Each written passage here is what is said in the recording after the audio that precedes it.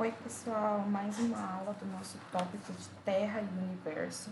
E hoje nós vamos ter a nossa primeira aula sobre astronomia, cultura e sociedade. Não é surpresa para a gente que observar o céu e utilizar os astros como fonte de inspiração para explicar os fenômenos da natureza são marcas dos povos mais diversas culturas. Então, a gente tem relatos de uso da astronomia para justificar fenômenos desde lá dos primeiros hominídeos. Já se tem relatos de escritas nas cavernas, né, desenhos que representavam sol, representavam lua, representavam estrelas, tá? Embora a gente olhe no mundo inteiro o mesmo céu, ele é interpretado de maneiras diferentes dependendo da cultura e da sociedade em que a pessoa que está observando está inserida. E essa construção de saberes, ela foi feita de acordo, então, com a cultura e com a sociedade. Então, nós temos diversas interpretações para um mesmo fenômeno. Tá? A astronomia ela é tida como a mais antiga das ciências, né? Como eu já falei, os primeiros humanos já representavam e já observavam o céu e principalmente o deslocamento do Sol. Então, o Sol nascia para que lado, se punha de qual outro lado, as fases da Lua, a posição das estrelas, eles eram observados desde lá da pré-história. E os estudos da astronomia estão diretamente ligados com a cultura que também foi construída. Aqui a gente tem imagens representando Deus Sol e Deus Lua em diferentes culturas, em diferentes sociedades. Então, aqui, uma imagem da representação Deus Sol e Deus Lua na cultura indígena brasileira. Aqui, Deus Sol e Deus Lua na cultura inca e Deus Sol e Deus Lua na cultura egípcia. Então, o significado desses deuses, como que eles deram origem à vida, como que eles se comportavam em relação aos humanos, tudo isso depende da cultura desse povo. E todos eles estão observando os mesmos astros, o Sol e a Lua. Os egípcios, eles se destacam pelos seus conhecimentos de astronomia, especialmente pelo movimento do Sol e da Lua. Então, eles conseguiam criar uma forma precisa de passagem do tempo, prevendo as estações do ano e especialmente as épocas de cheia e estiagem do rio Nilo. Então, eles sabiam que quando o rio Nilo ia estiar, aparecia uma estrela em determinado ponto do céu, que hoje a gente chama estrela de Sírius. Então, essa estrela indicava que estava chegando a estiagem, então a água do rio ia diminuir o seu volume e aquela terra que antes estava irrigada era uma terra muito fértil. Então, eles já se preparavam para o plantio ao redor desse rio.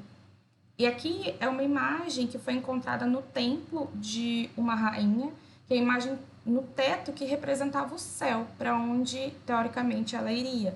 Então, nós temos representação das estrelas, ó, como nós ainda representamos hoje, mas também temos aqui na mesma imagem pessoas, nós temos animais, temos deuses. Então, eles acreditavam também que o céu era um plano superior para onde se ia após a morte. Outra coisa que é interessante é que as pirâmides egípcias, elas são apresentadas com as faces voltadas para os 4 pontos cardeais. Então, indica também que eles sabiam essa questão de localização. O Sol se nasce no leste, se põe no oeste, comprovando então os conhecimentos astronômicos desse povo.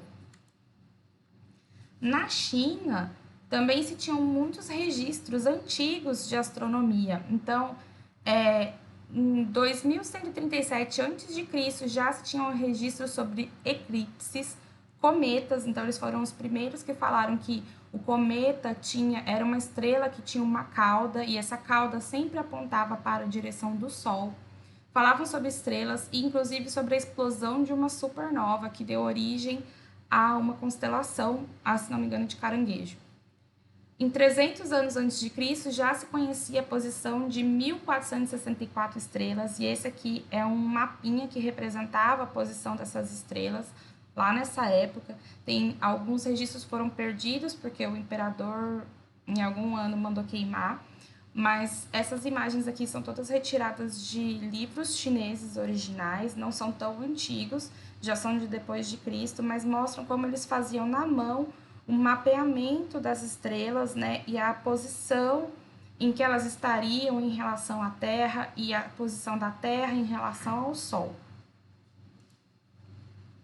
Então, os astros sempre foram estudados com objetivos práticos. Então, se estudava com o objetivo de medir a passagem do tempo, de medir as estações do ano, ou então de fazer previsões do futuro, já que eles achavam então que os deuses eram astros, né? Então eles pediam colheita, fertilidade, tudo isso era advindo do céu, tá? E aí, a partir dessa necessidade de estudar e da curiosidade, porque o homem sempre foi muito atraído pelo céu, né?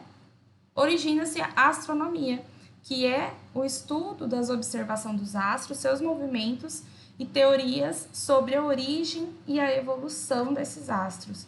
E uma das primeiras teorias que a gente tem sobre o universo foi feita pelos estudiosos gregos, que propuseram, então, que os planetas e os outros astros se moviam ao redor da Terra. Então, a Terra estaria aqui, como está representada na figura, no centro do universo, e todos os planetas, estrelas, cometas, o Sol, inclusive, estariam ao redor do nosso planeta. A Terra ficaria parada e todo o resto do universo se moveria ao redor dela. E esse modelo ficou conhecido como modelo geocêntrico, tá? O principal desenvolvedor deste modelo foi Ptolomeu, que era um filósofo grego. E essa teoria, ela foi suportada por muito tempo, por mais de 1000 anos, porque era natural se imaginar que nós éramos o centro do universo. Inclusive, Ptolomeu foi capaz de prever a posição que alguns astros ocupariam no céu com o passar dos dias, aplicando conceitos matemáticos. Essas previsões, elas tinham precisão limitada, mas provava alguma coisa. Então, se ele conseguiu prever a posição de alguns astros, então ele está certo. Depois de muito tempo, Nicolau Copérnico, em 1543, ele construiu um observatório e estava tentando provar o modelo geocêntrico. Só que aí ele começou a perceber algumas coisas que não se encaixavam.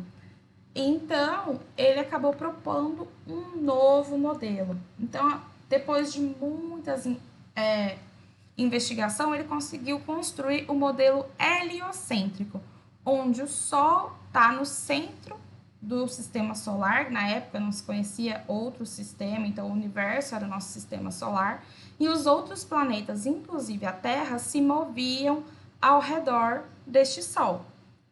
Demorou muito tempo para que esse modelo do Copérnico fosse aceito. E aí teve que ser ajustado também. Teve contribuição de outros astrônomos, né, que com equipamentos mais avançados conseguiram, então, provar que realmente a Terra se movia ao redor do Sol e não o Sol se movia ao redor da Terra.